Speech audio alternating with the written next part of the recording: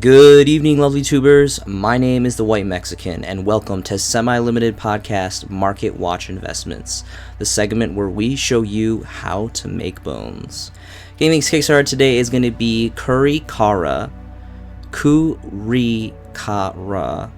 Divine Incarnate. This is a solar print secret rare from Power of the Elements, and this card is going for a pretty hefty price point. Starting market price for bulk prices, because more than likely if you're going to be running this card, you're going to be siding it in or maining it as a 3 of is going to be 52 bones for near mint first edition secrets, of course. Now, today's theme of the video is going to be about selling cards, cards that are at a good price point, an infatuated price point that you can sell at. So kind of just a rough summary of what's going on with that. Snow is going to be next. You know, the White Mexican loves himself some Dark World. And the secret rare variants from Legendary Collection 4, Joey's World, highest rarity, these are going for a pretty penny. Starting market price is going to be about 17 bones. Phantom under 17 bones for first edition lightly play copies for onesie twosie stacks, and then it quickly trickles up after that. If we switch over to bulk prices for this, it's going to jump to 20 bones from Yugioh, leading the charge on the market price there for just a Phantom under 20 bones. So really crazy stuff. Next is going to be the secret variants of Brow. This has also articulated some pretty good value. This is for bulk prices. Starting market price is going to be roughly around 8-9 bones starting market price for lightly played and near mint first edition secret rare variants alike. If we take off bulk stacks, there's not going to be much of a difference. There's a mod play one which is about 6-7, and it's pretty much just the same market price. So mirroring over to the bulk prices, Stardust Dragon 2008 Collector's Tin secret rare variants, obviously for Edison format, is going for pretty good money. Starting market price for lightly played variants is 28 bones, and then it continues to trickle up, about 33 for near mints. Now, if you guys are curious for bulk prices, even though this is pretty much run as a 1 of, my understanding, I don't personally play Edison, but to my understanding, I don't think you play more than one of these unless you're playing Starlight Road or something. The first stack is going to be 33 plus. Next is going to be the 2008 Secret Rare Collector's Tin variants of Black Rose Dragon. Again, another killer Edison card. Starting market price for lightly played is going to be roughly around 10-11 bones. Near mint is going to be about 15. And if you guys are curious for bulk prices, there is one single playset for 18 lightly played plus a fat shipping of 4 bones, so be aware of that. Eradicator Epidemic Virus is going to be next. This is an amazing side card, maybe even main card, depending on what's going on with the meta state. All around, really deployable card. Can be just utterly disgusting while played in the right game state. And there's really not a lot of great rarities. We have the very luscious secret rare original variants from Force of the Breaker, which are, you know, very fat price tagged. Then we have the Duelist Genesis special edition super rare variants, which I think are just the best to use as far as for playability purpose. Still a holofoil, still looks great, you know, gets slightly played in a duel, not really a big deal. These are still sitting at about 5. Well, there's a stack of 24 here near mint for a Phantom under 5, and then free shipping over 5, so you guys can do with that what you will.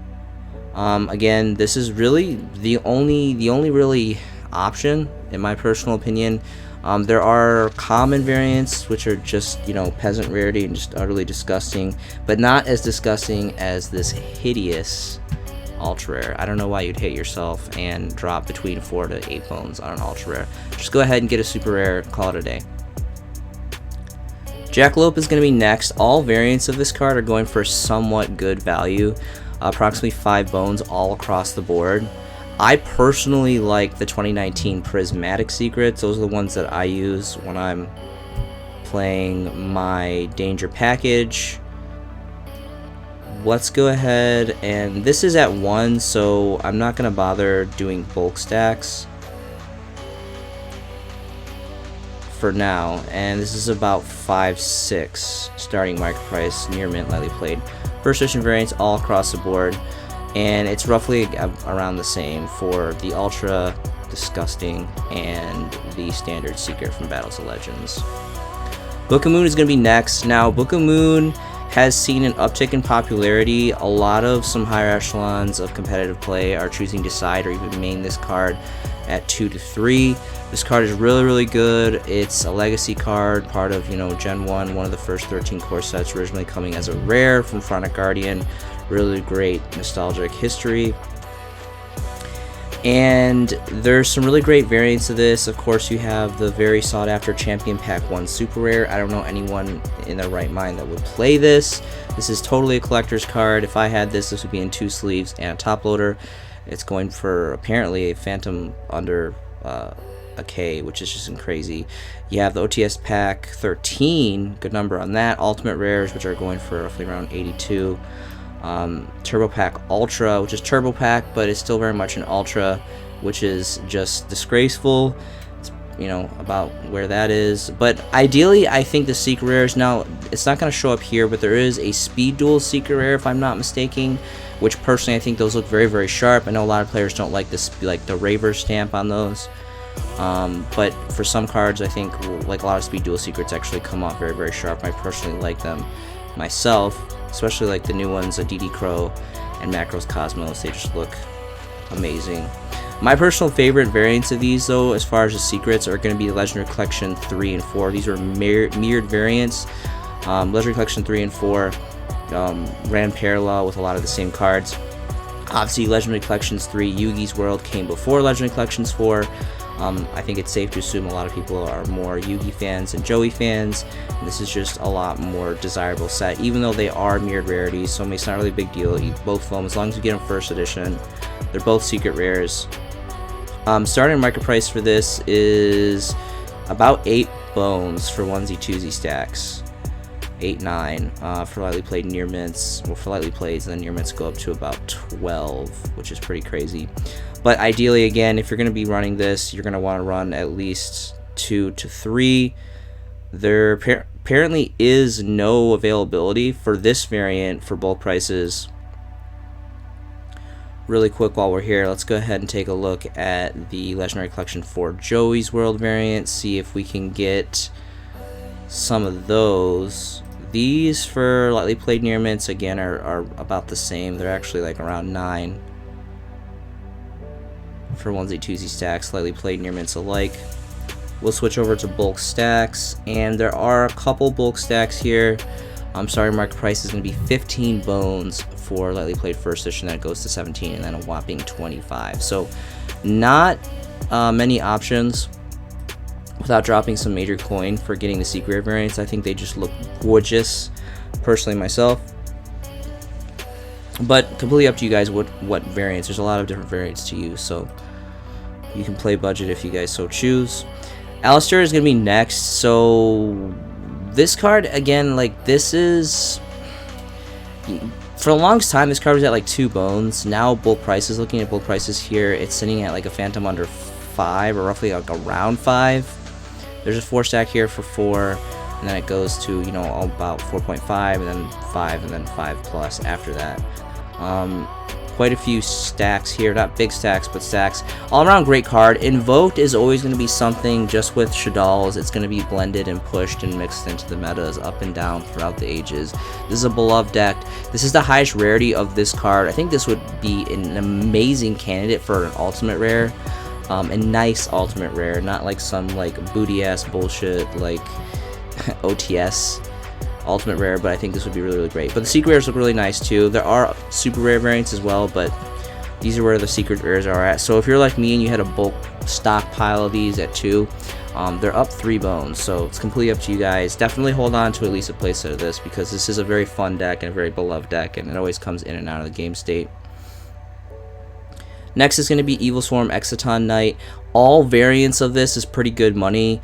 Even this Homeless Man's Cardboard rarity of Ultra, Gag Me with a Spoon, is about 8 bones. I don't even know who in the right mind would pay $8 for something so hideous as that.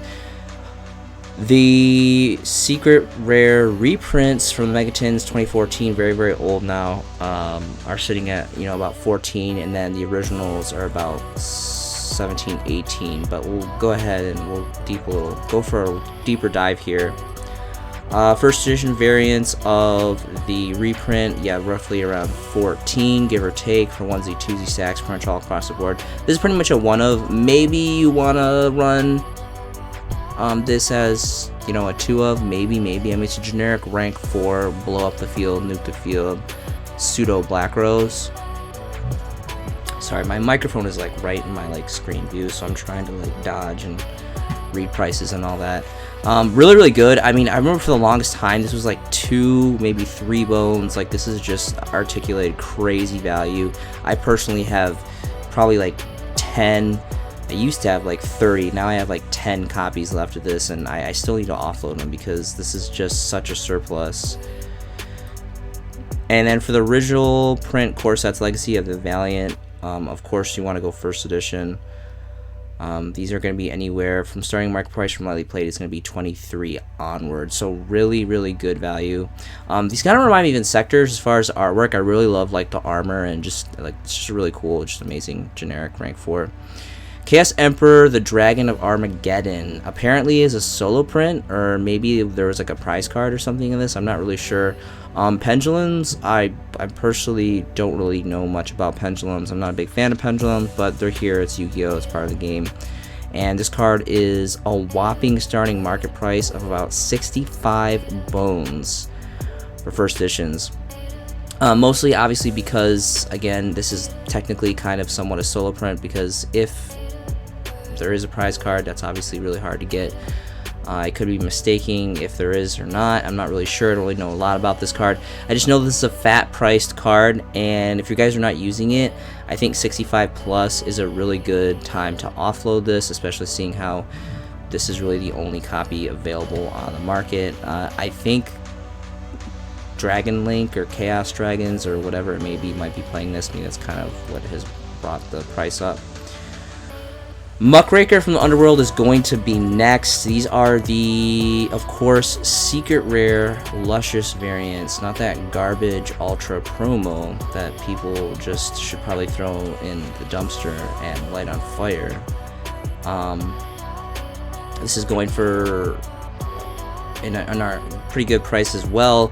These are 20 bones now, pretty much all across the board. Interesting enough, there's not a lot available. There's a 6 stack and a 9 stack as far as piles, but other than that, these are all onesie twosies, and starting market price is 20 bones all across the board for first edition variants. So this is really crazy, especially because I picked up several of these for like around 3-4 bones. Bulk buy, because it's an Underworld card. Like, I'm a total like lover of Underworld artwork stuff, and you know, just like makeshift tour guide in link form, really cool. So I'm definitely going to be offloading several of these myself because I have a lot of copies too, so I'm pretty cool on that. Kamungus is going to be next, specifically for the super rares out of Astra OTS pack 4.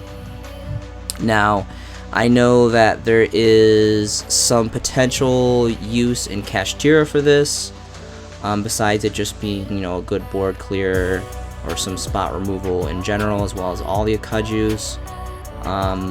Again, this is the highest rarity as a super rare, and it's going for pretty good money. The rares and commons are going for like, you know, 2-3, but I'm showcasing this one because this one is obviously the most value. Starting market price for these for onesie twosie stacks is going to be roughly around 10 bones, and there's about 3 pages of availability. Let's see if there's bulk prices. There is bulk prices, one single playset, starting market price about almost Phantom under 17, but they are Italiano, so a little bit hard to get. Pretty old now. Gamma Seal is going to be next. This pretty much all across the board is going for good money. Doesn't matter if it's the rare. It doesn't matter if it's this dumpster fire ultra, like super, mirrored rare, secret rare. These are all really good money. You definitely want to have a playset. I mean, if you have the secrets, or the supers, because this is OTS2. It's like ancient OTS2. That's really, really insane. Personally, I like the OTS2 super rares. I just have like an unhealthy relationship or obsession with OTS super rares. I think they're highly undervalued, and I just love OTS super rares. Starting market price for bulk variants of this is going to be 12 bones, and then it goes up to 14. There's 3 stacks available for that, so pretty pricey, but I really do enjoy the supers. And then of course you have the Battles of Legends secret rare variants, and these are going for about 17, 18, pretty much all across the board for the onesie twosie stacks.